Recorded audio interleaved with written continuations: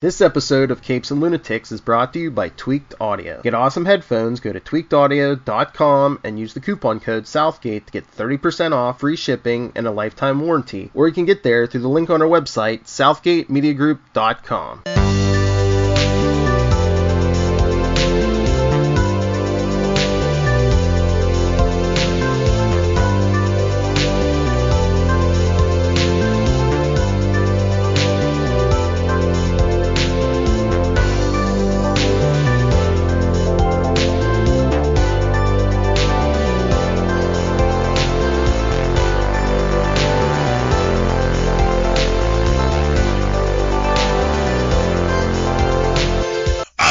Me hearties, and welcome once again to Full Stream Ahead.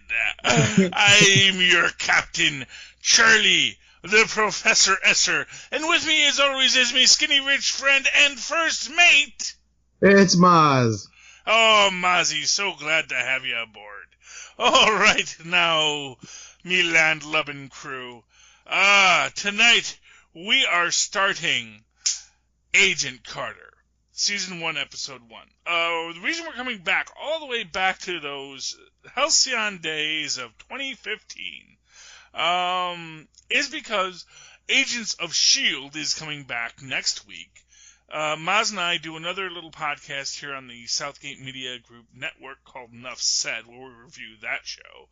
And that show has a time travel theme, once again, and one of the characters we're going to be seeing in that is an Agent Sosa, whom we will be seeing introduced in Agent Carter. So, without further ado, let's get to Agent Carter, Season 1, Episode 1. Now is not the end. In 1946, Peggy Carter is now a secretary for the Strategic Scientific Reserve. Howard Stark asks for her help when the country believes that he is selling deadly weapons to their enemies. Our director of this episode is Luis D'Esposito. Of course, we've got our Marvel based on credits for our Marvel geniuses who were Stan Lee and Jack Kirby, the men who invented modern comic books. Christopher Marcus and Stephen McFeely, remember that name, McFeely, it'll come back later, get our created by credits this week. And of course, Christopher Marcus and Stephen McFeely did the written by this episode. Haley Atwell is of course reprising her classic role as Peggy Carter. James Darcy is our Edwin Jarvis. Of course, James Darcy being the only actor to transition from the Marvel television universe to the Marvel Cinematic Universe as the same character. Chad Michael Murray is our Jack Thompson, of course. Enver Gyoka is Daniel Sosa, who will be our touchstone back to this original world in the new Agents of S.H.I.E.L.D.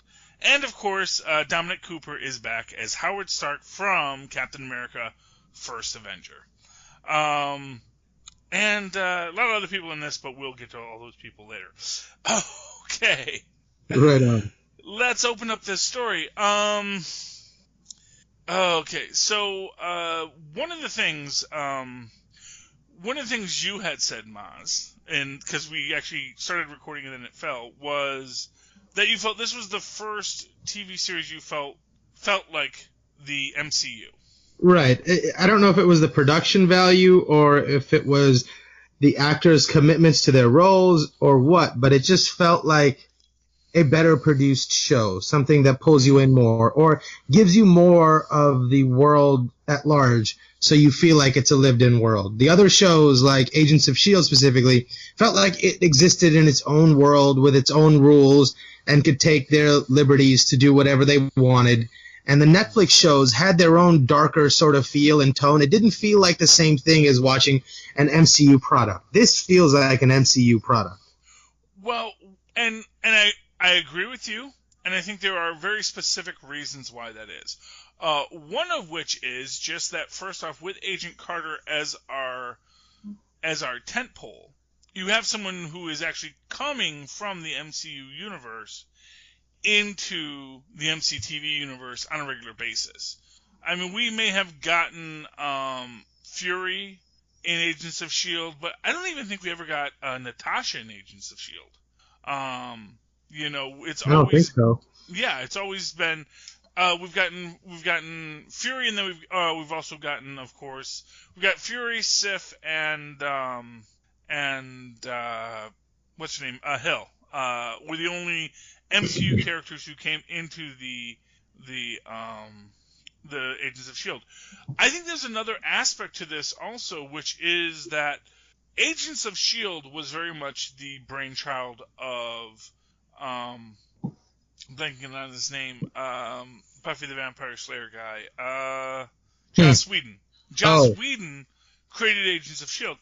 Now, Joss Whedon, although Joss Whedon, of course, created the Avengers, there was a lot of MCU that came before Joss Whedon and a lot more that came after Joss Whedon. And so I think that Joss Whedon's universe was Avengers and Age of Ultron, with Agents of S.H.I.E.L.D. being our arc between the two, when Joss Whedon was kind of the name. But really, when we think about the MCU nowadays, we're actually thinking of people like the Russo brothers, Jon Favreau, and Taika Waititi. It might be Takeo Waititi. I'm not sure. It's not spelled with no, but as I've heard it recently, Takeo. So I think it's Taika. Taika Waititi. There's a third pronunciation on the table, everyone. He's actually my favorite Marvel director right now after Ragnarok, which I think just what everyone agrees is just amazing. Oh, it's wonderful. Yes, but him and Gunn and the Russos, I think, redefined the Marvel Cinematic Universe at the peak. Who did Civil War? To me, that was their peak. That was the Russos. Yeah, to me, that was one of the best movies I've ever seen. Yeah, so the Russos started in Civil War. And and of course they did Civil War, got what was it? Well, first they did because those were both Captain America films. So first they did Winter Soldier, which was also amazing. Then they did Civil War, and from that they got to basically finish the Avengers story. And so they became real defining characters. And then in that meantime, you had Gunn and Waititi come in and really influence so much of the rest of it. Now, all of that postdates Agent Carter. So in that, there is an argument to be made. If you feel Agent Carter feels like the MCU, that Agent Carter is maybe just the seed from which the MCU sprouts. They certainly feel that way in Agents of S.H.I.E.L.D., but I think one of the things that Agent Carter has going for it as an advantage is the fact that because it takes place in the past, which, interestingly enough, a lot of the next season of Agents of S.H.I.E.L.D. will take place in the past.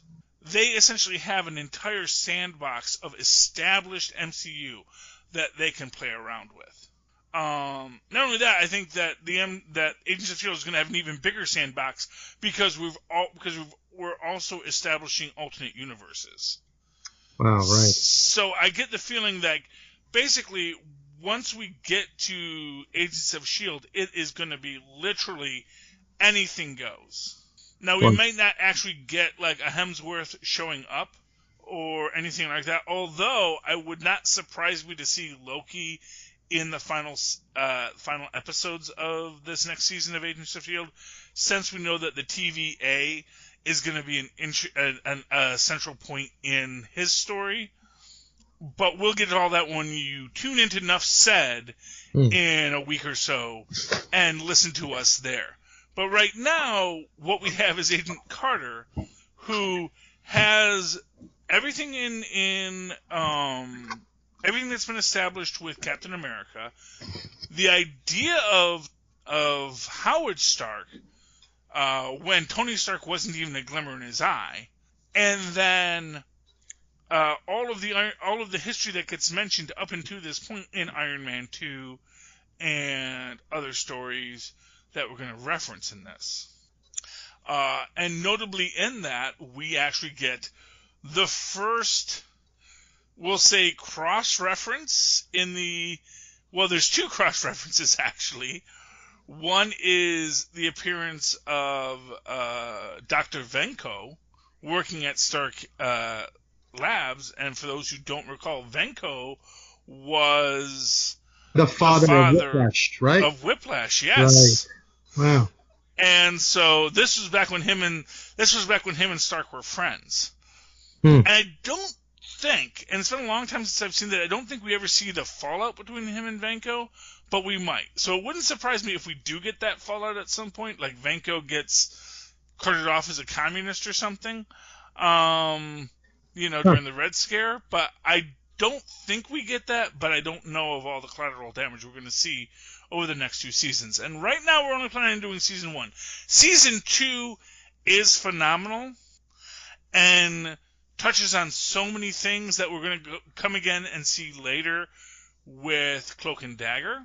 And in this episode, we do get established what is going to be the linchpin between the Agent Carter, the MCU, and regular Marvel Comics, which is the one thing that is going to be running through everything, which is Roxxon. For those who think, gee, Roxxon, that sounds like a familiar sounding name, there's a reason for that. For those who didn't know, oil companies are kind of evil. And comic books are very political art forms, especially in the 70s and 80s. And when they decided to start making villains, they decided to make villains who were oil companies. And since there's another XX oil company out there whose name they couldn't use, they decided to create another one and call them Roxxon. And so we have Roxxon Oil here. And we saw Roxxon in the Iron Fist, right? Roxxon is in Iron Fist. Roxxon is in Cloak and Dagger. And, of course, Cloak and Dagger references... Roxxon is actually throughout all of it. Roxxon is also in Iron Man 3. The vice president is actually the former CEO of Roxxon. Wow, right.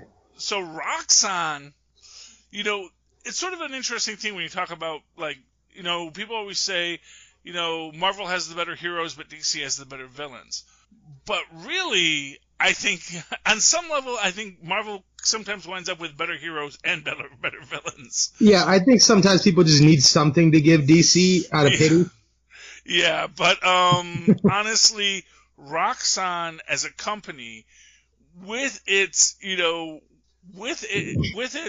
essentially, we are just in it for the money, and we will do whatever we can to get more of it, really establish itself as a supervillain that is able to, in a way that, years later, John Byrne would do with Lex Luthor over at DC, the idea that, if you're rich enough, you can be a supervillain and no one cares. And we get, I believe that actor is Ray Wise. I'm hoping I'm not mistaken on that. Because I do love that actor as the head of Roxxon. I don't think we get him in this episode. We get him in the next episode, I believe. Yeah, I believe so. Yeah, he's not in until next episode.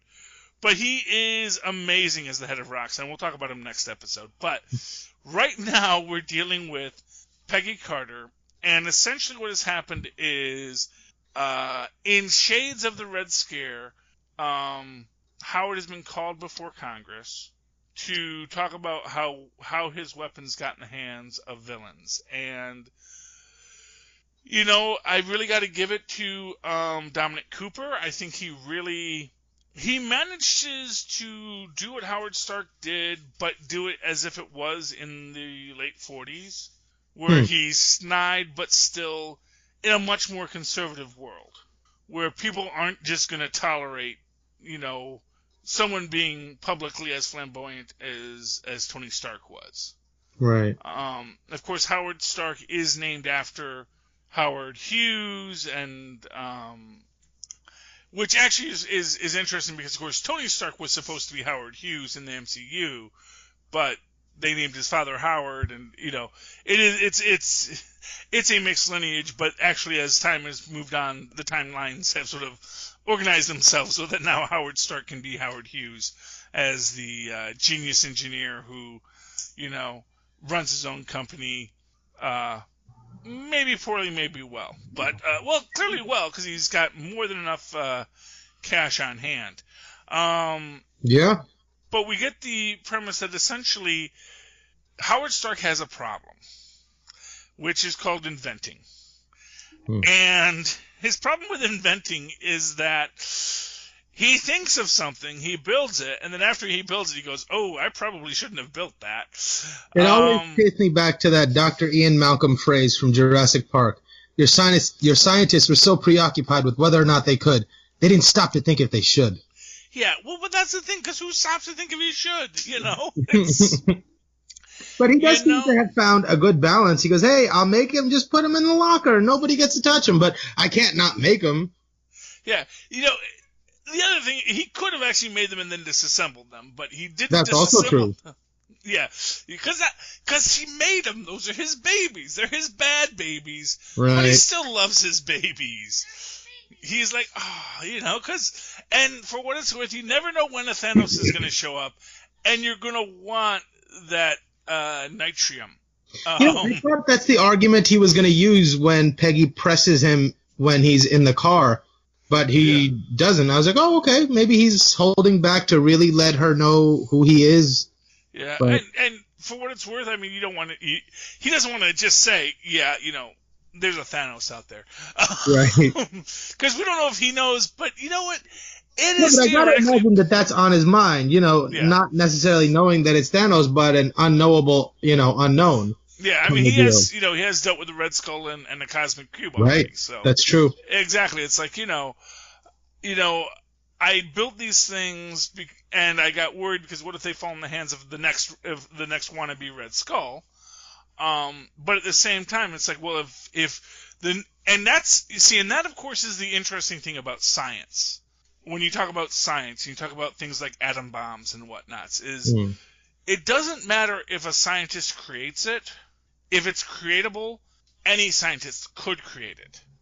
It doesn't take, it may take someone who's not Howard Stark longer to create it, but someone else might create that eventually.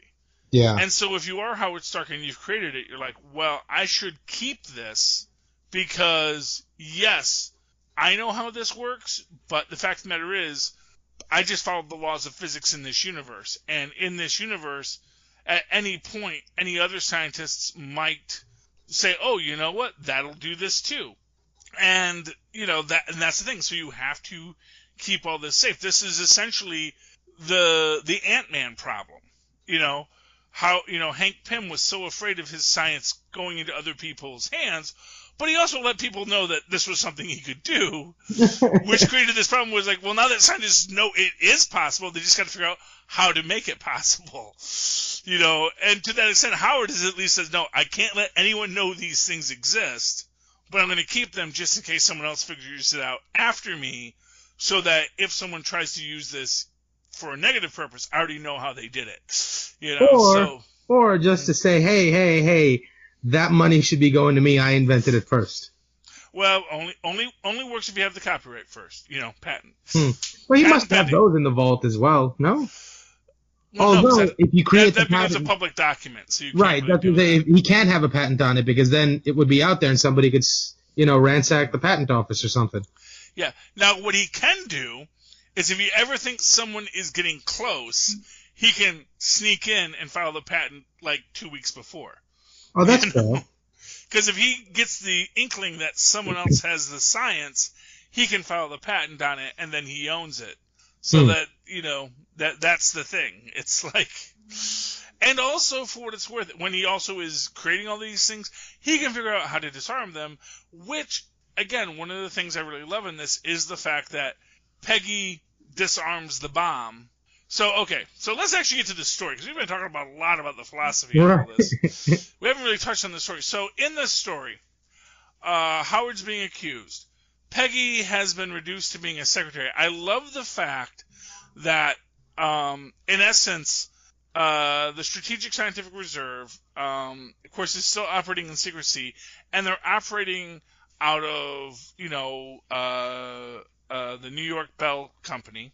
Because, and for those who don't remember, there used to be a phone company. There was one company, and all of your phone needs came from them, and that was Bell. And so, interestingly enough, that already, major corporations are completely in bed with the government and are running their lines through the government's hands there. So, in case you had trouble sleeping at night, there you go. And so, but what's also interesting about that is that the reason why it's interesting that it's a phone company, aside from the fact that obviously, if you wanted to spy on people, pretty much the best place to be, because all the calls in New York City are coming through that office, so they could, accidentally overhear a conversation that they wanted to overhear. But within that concept, you also have this idea of women work there. Telephone operators, it's sort of an interesting thing about telephone operators, that basically it used to be a male-dominated field, but men got too frustrated in customer service, and so they wound up hiring a lot of women, because they were like the people who wouldn't yell back when people would yell at them, which is in its own way kind of a sad commentary on gender dynamics in the world, but for what it's worth, it worked.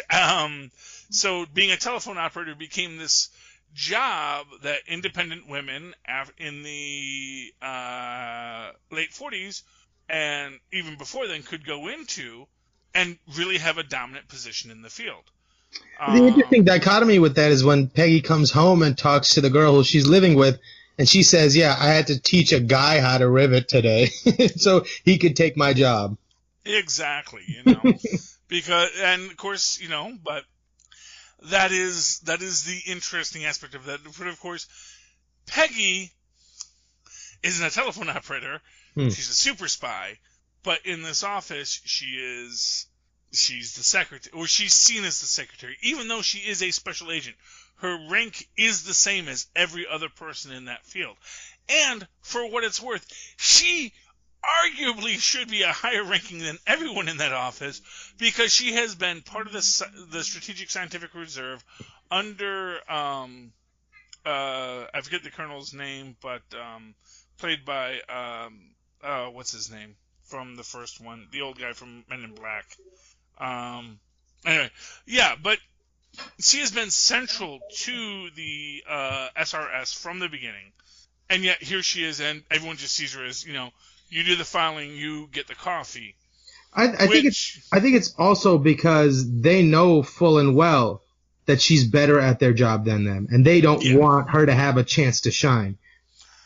I think there is some truth to that, and I think there is, and it's interesting because, of course, within this whole concept, you have different men who are approaching this in a different way. And even Sosa, who is our nice guy, immediately tries to stand up for Carter when, our fat guy, because you gotta have a fat guy, makes reference to what the is fact... Is he like, you remember Hopper from Stranger Things? He looks like his younger brother. Yeah, he could be. Maybe, although in this case, I guess maybe it's his great uncle. Right. Our fat guy, I'm forgetting on his name right now, but that's okay. He makes a comment about how most likely, what's her name? Sorry. Agent Carter probably liaised with a lot of guys, Oh, yeah. And he's like, hey, you owe Agent Carter an apology.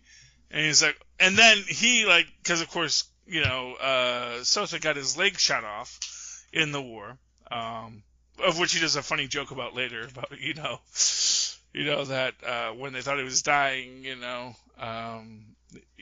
his the pastor ransacked his footlocker, still hasn't found his leg, which I just love that joke. It's a funny joke, but it makes this point that this is a guy, he's a war veteran, but also because he's disabled, obviously he's seen as lesser. And again, along those same lines, where people who are used to feeling powerful see someone that they know is maybe better than them, but who has a weakness they can exploit. Right. And so they're going to look down on them. Now, of course, Sosa stands up, and then Peggy pretty much tells him, I don't need a knight in shining armor. Mm-hmm. And I really love her way she shuts him down, and I really think that establishes a nice quality to their relationship.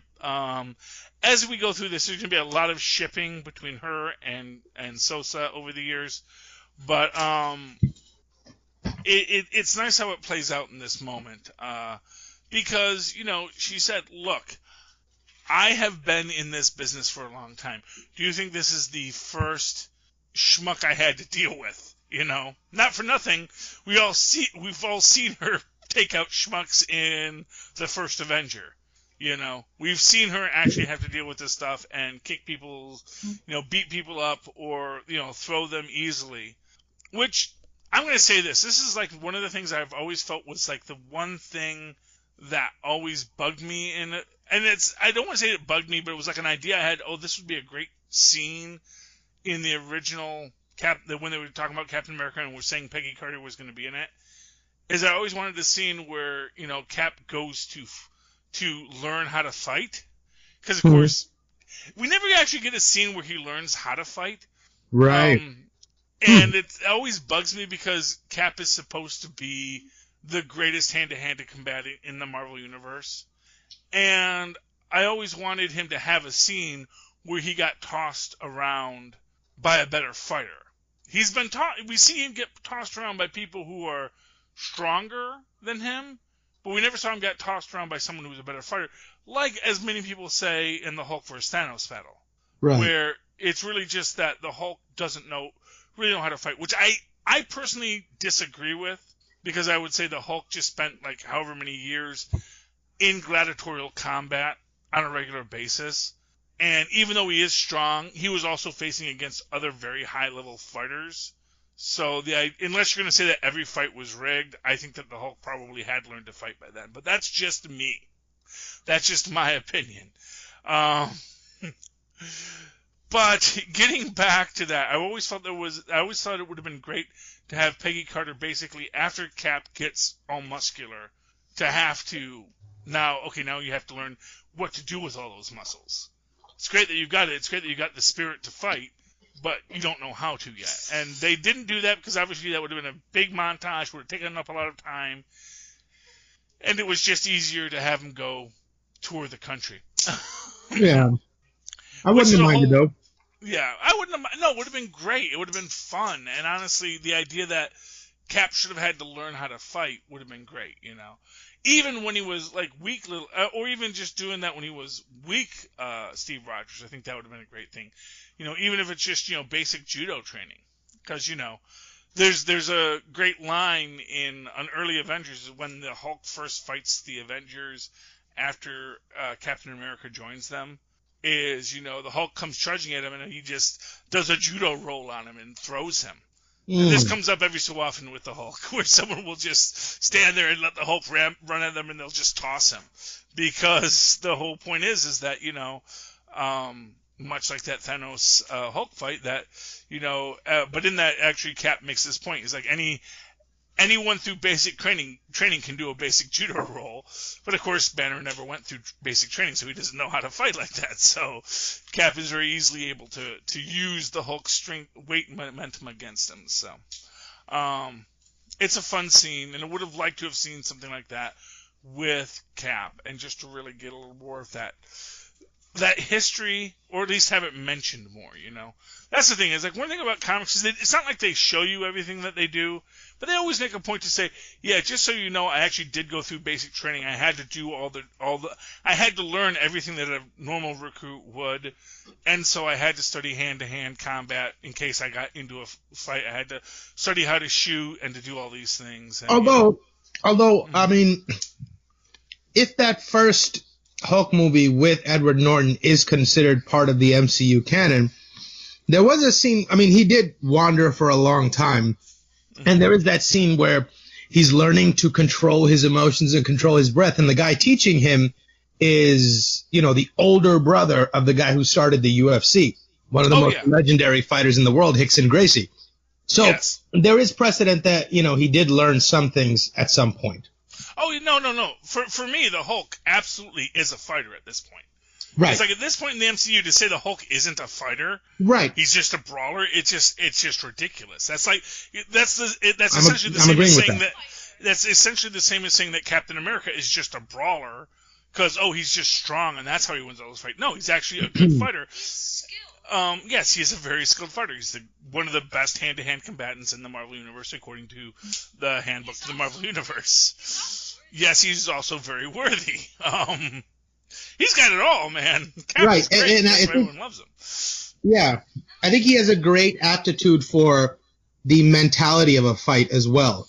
Yeah, and that is one thing they do give us with him, where he just keeps on getting up.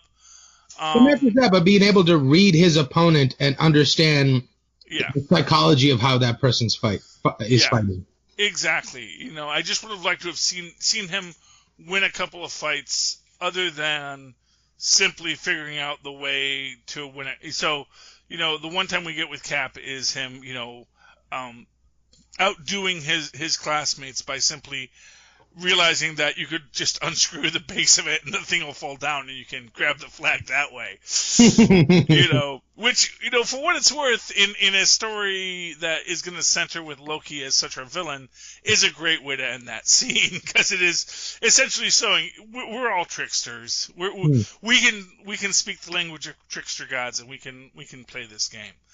But getting back to Peggy Carter, who is the star of this show, so we get some quick scenes here of Peggy having to go undercover. She does this great scene I love, which is that when she basically uses her femininity and essentially uses misogyny in a classic judo move, uses the misogyny of those around her to her advantage. So she's been doing it this whole episodes, you know, just convincing everybody that she is only a secretary and no one suspects a thing. And she totally uses it to her advantage. Exactly. She goes in to serve the coffee. And I think that's part of the reason why she was also saying to Sousa, I don't need your help. I'm building an image here. Let me be. Well, you know, but here's one thing I'll say is, like, first off, everyone else does except the chief of the facility. Because when Carter comes in, he knows what she's doing. Right. You know, he's not. That's the thing. It's like, I think some of these guys don't realize that Carter is their better. And here's what I'll say about him, because I think it goes in that weird little sort of you want to give him that grandpa, he's from a different time kind of thing. Where, quite frankly, I think it does happen later where he does defend her, but at the same time he's also very worried. And this is actually an interesting business idea. This is an HR item where he has to worry about the morale of all of his officers.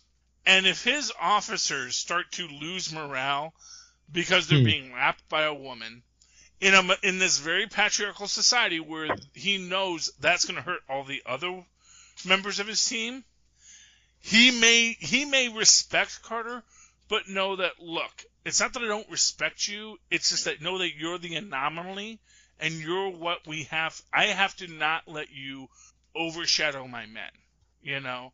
Because if you overshadow my men are going to, you know, and yeah, we can say, yes, my little man babies are going to be all cry, But you know what? When you're running an organization, you have to you have to fight with the situation you have, not the situation you want.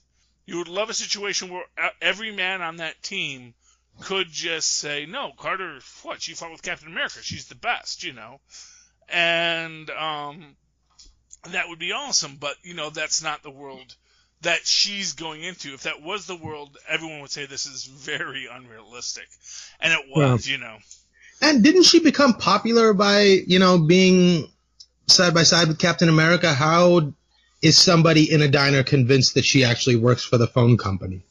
Oh, because she wasn't. She wasn't. Because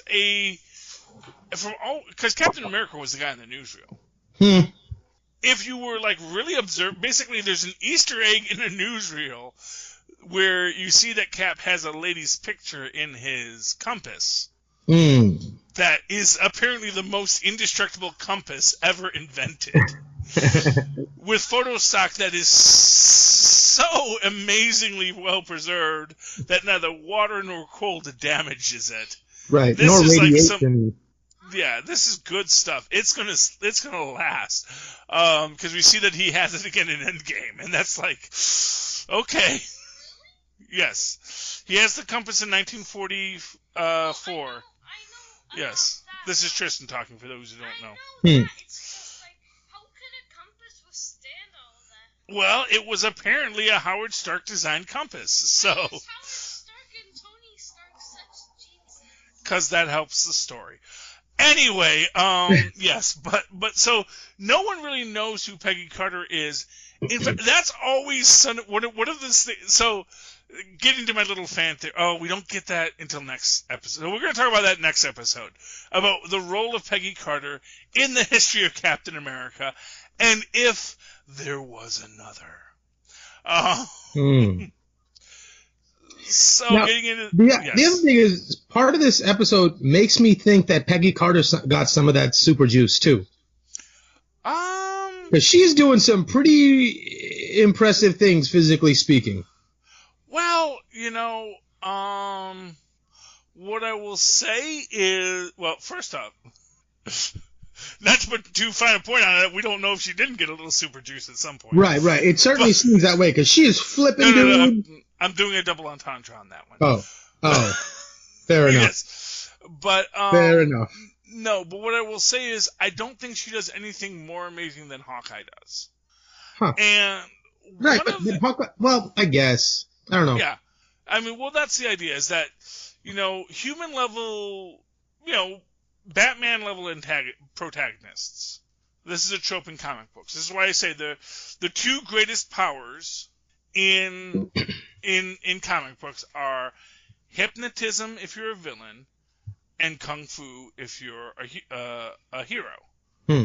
Because kung fu beats everyone, and hypnotism controls everyone. Right. And it doesn't matter how powerful your opponent is. If you're a master of one or the other, you can always get an advantage in your situation. So, yeah, she does a lot of, jump leaps and bounds. She, amazingly negotiates things. She opens a door when she's on the roof. That doesn't make any sense. It would have been right. Did she grow like a second elbow at her wrist and then were able to reach all the way into, I don't know. No, I understand that. I understand the premise of why that's problematic. It would have been easier to work it out if she just slid in through the window, Luke Duke style. But they, for whatever reason, I guess they felt that was unladylike. Put his hand over and open the door for her, like he wants to so bad. And who knows? Maybe he did. Maybe he unlatched it, and you just didn't see it. So there's lots of arguments that can be made in that moment that something happened in there. But but she does do it. So she does it, so we accept it. One of the things in that entire concept is just the idea that this is a woman who is the best at what she does, and every SHIELD level field agent, and we see that in the Agents of SHIELD that we're watching now, they're all, for example, if you saw Melinda May do that, you're not gonna, I mean, well, not the opening the car door, but just everything else up until opening that car door. Right. You're gonna say, yeah, okay, I can buy that Melinda May's the one that can do that. Just because she's not Asian doesn't mean she doesn't know kung fu. Just as the transverse is true, so is the inverse. That just because they're Asian doesn't mean they know kung fu. Just because she's English doesn't mean she doesn't know kung fu. So, the urge is to say she got some kind of power up at some point. But I also think that, one of the things about Captain America is he's not supposed to be better than other people. He's just supposed to be peak human performance.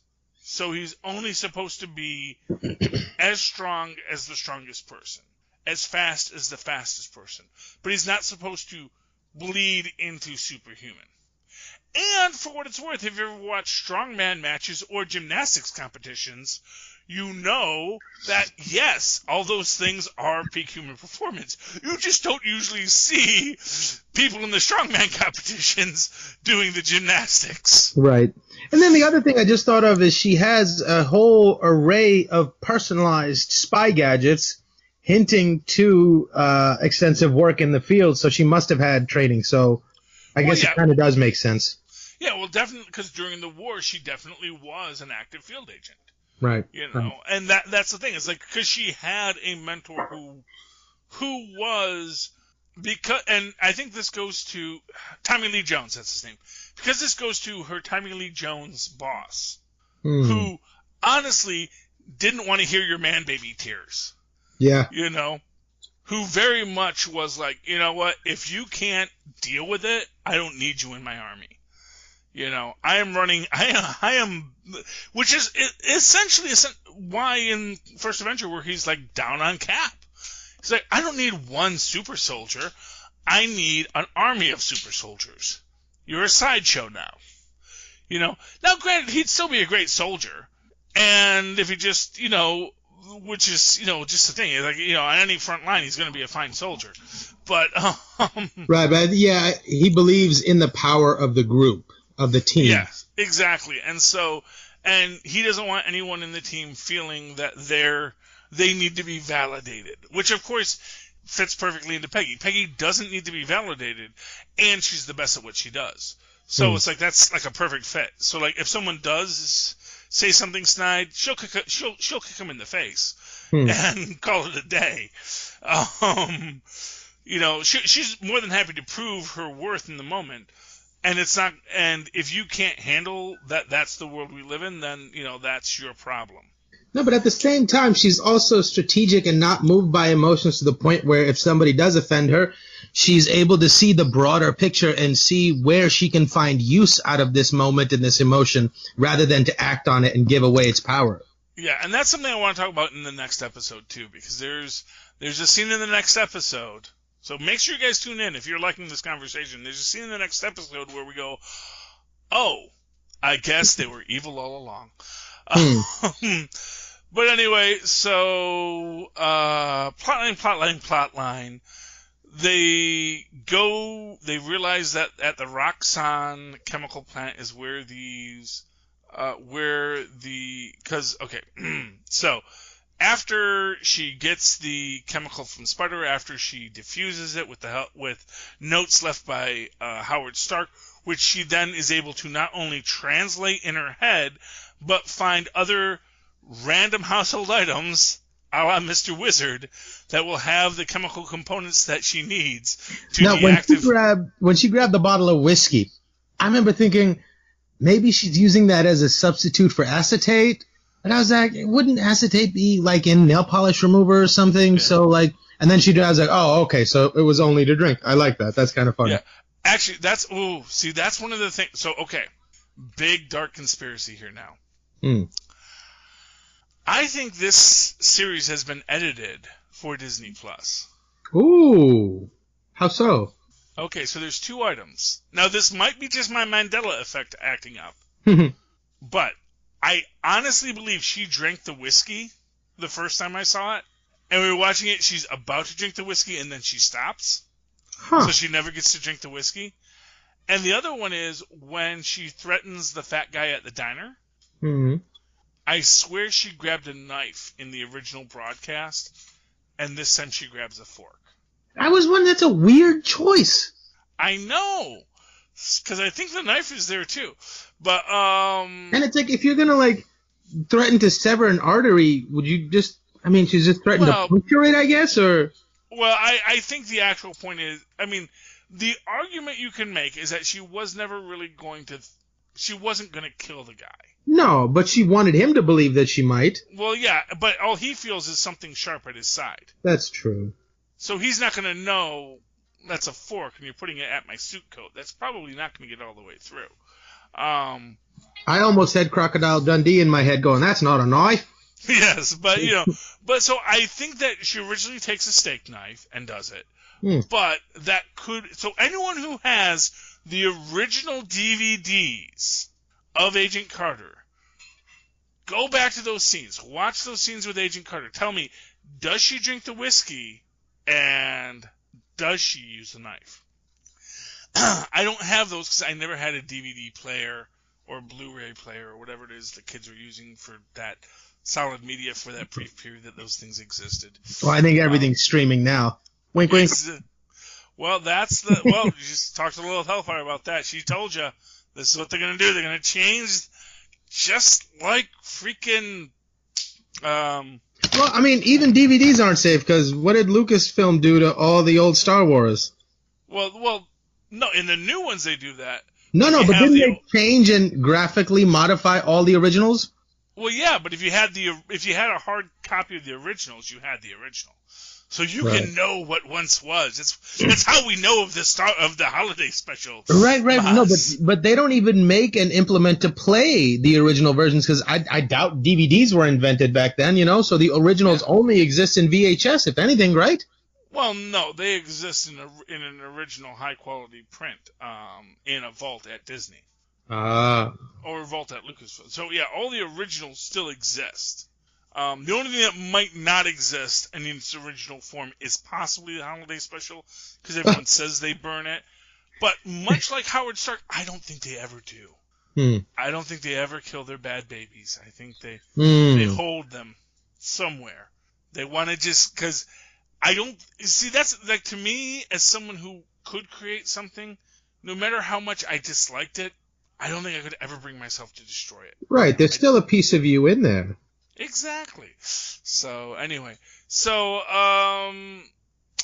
long story short, Peggy Carter finds out so getting back into so we have talked so much about everything except Agent Carter in this episode, and I want to get back to Agent Carter. So plot points quickly. Howard Stark's in trouble, needs Peggy's help. Peggy gets the assistance of Edwin Jarvis. They find out about a guy named Spider who's about to buy the substance that is the dangerous explosive. She infiltrates the place because she hears he likes blondes, and so she puts on a blonde wig and gets right in, again using her femininity as a tool, in that same way that she used her femininity both to get into that meeting where she heard about the blondes by pouring coffee, and by informing her boss that she was having a lady day and needed to take some personal time. Yeah, when she brought in their coffee, I really thought she was going to, use some knockout juice on them. But no, because she needs whatever information they had. But it just seemed like, enjoy your coffee. Like, hey, you'll be asleep while I solve the case. That's what I thought her plan was. Yeah. See, and while I appreciate the idea, I think that's the short-sighted view. For sure. Because she still has to go to work on Monday, Yeah. And, she's still got a lot of other items in the fire. Anyway, she goes to the office. She uses the leftover knockout lipstick that she still has, which I think this is one of these weird things about World War II. I think they kind of pulled back on after Vietnam, which was letting soldiers just take home their weapons. Because we do see that in Agents of S.H.I.E.L.D., where we find out that one of the one of the agents, Mac, his grandfather was one of the original Howling Commandos, and he has all of the old school spy gadgets that they had from the 1940s that they use, and she's like, really? They just let you go home with this stuff? But apparently she did. Although in Agent Carter's case, we do see that she also gains access to the old Operation Rebirth files that are kept at her office, conveniently, in which is kept a Vita-Ray detector. And what I love about this is just how they have the branded Vita-Ray written across it. Clearly some art department in the 1950s says, well, we want to make it a good Vita-Ray detector. Well, we want to just call it the Vita-Ray detector, and we'll use this font, and you never think about those kind of thoughts that go into it, but it just really, it's clearly not something that was built in lab. It's clearly a manufactured name brand Vita-Ray detector, which I love. Yeah, and it's got to be technology that's not available to the public, right? Well, I imagine. And that's one of those weird things. Apparently, Vita rays are a radiation that is in use in this universe. So I'm guessing. Well, it's one of these things. If you wanted a Geiger counter, you can't get one at your local Myers or your local Stop and Shop, or your local ShopRite or your local Kmart, right? Or Target or Walmart or whatever. They don't usually sell Geiger counters there. Usually you have to find a specialty shop. Nowadays you could buy one online, but back in the day, you wouldn't necessarily know where to buy a Geiger counter if you needed one. Likewise, I'm assuming with a Vita-Ray detector. So, she does have one, so she gets that out of there, after she meets with Venko, who of course is our reference to Iron Man 2. And, that's when she tracks down the trucks, finds out that, or was that next episode where we get the truck issue? No, in this one, this episode. Yeah, in this one this is where she finds out about the milk truck being used to transport it, which of course makes sense because you need a milk truck because you need a refrigerated truck that can hold glass vials without disturbing them. Makes sense when you think about it. So that's why they partnered with the milk truck guy. And of course, in this moment, the guy drops one of the little bombs. He gets away with all the rest. The entire Roxxon plant implodes into a little ball, which is just crazy.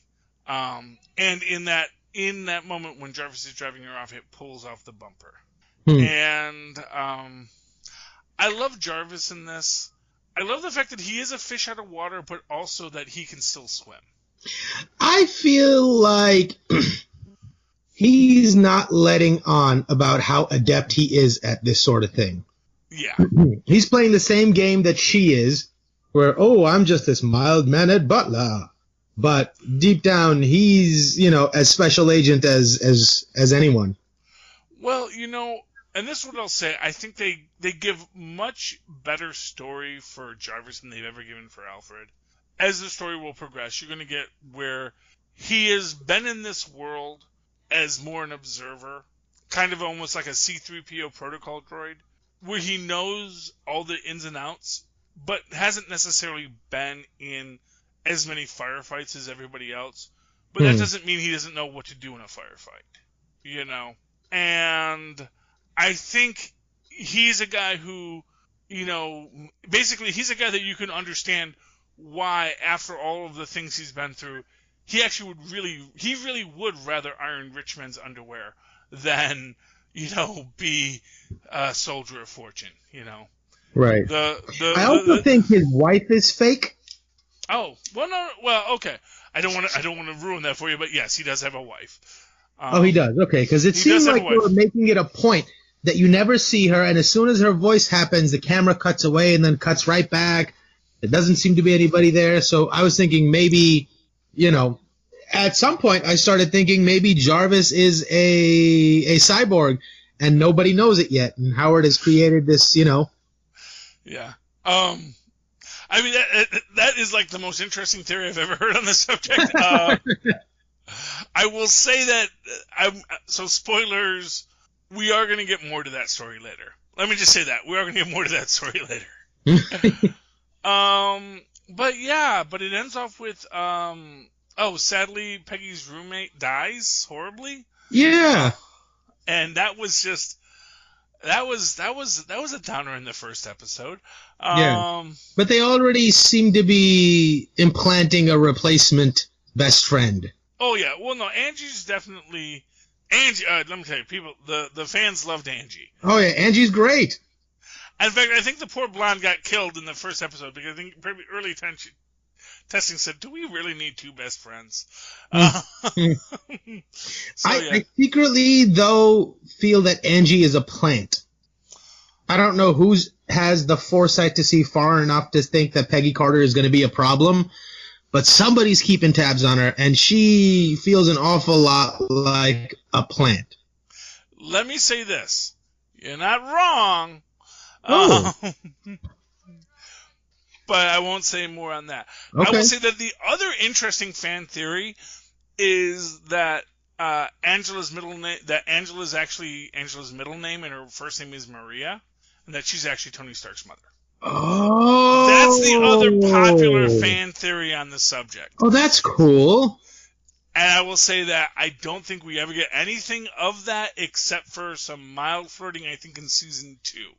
But for right now, yeah, that's where we're at with that. So, yeah, I'm really liking that we chose this series. I really enjoyed rewatching it.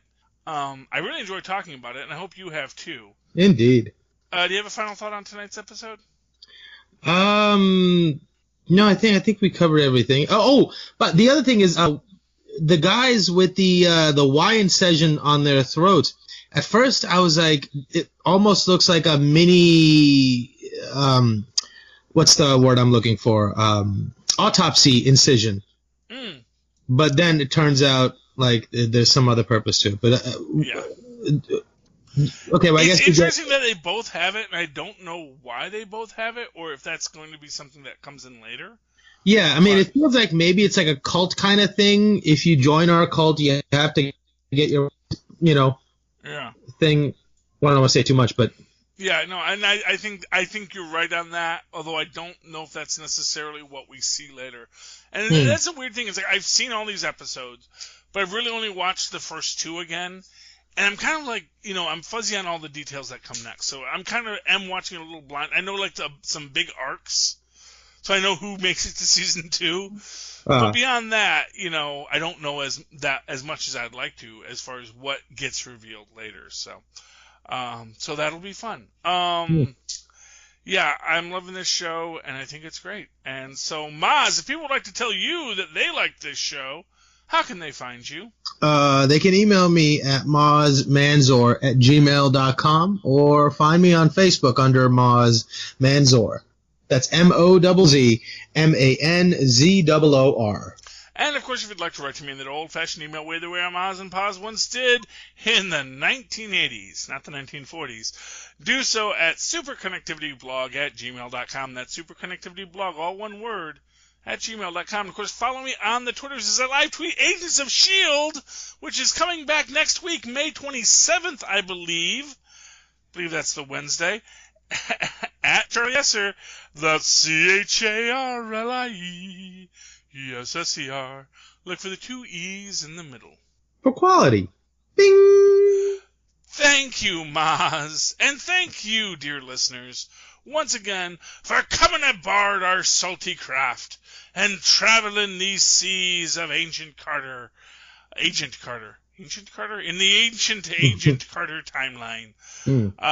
Please, as you disembark, make sure you declare all your fruit and come back aboard next week for another episode of Full Stream Ahead. Arr. Yarr.